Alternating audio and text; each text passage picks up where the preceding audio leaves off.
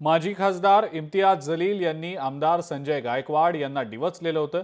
जगा आपकी समय आपका बताव कहां आना है असं इम्तियाज जलील म्हणाले होते।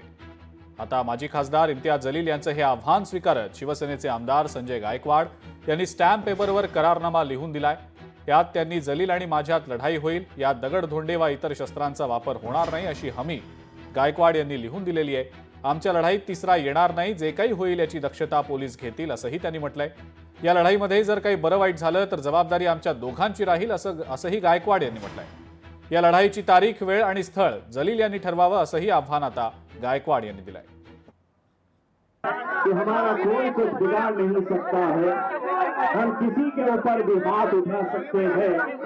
अगर गलती से भी अपने जहन में ये बात चल रही है कि इम्तियाज जलील के ऊपर भी हम बात उठा सकते हैं,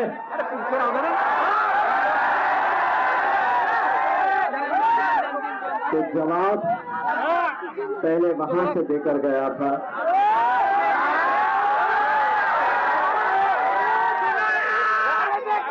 जगह तेरी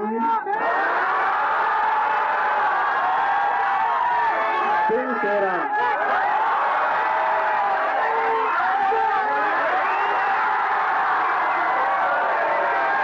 वक्त भी तेरा, बोल कहां आया है।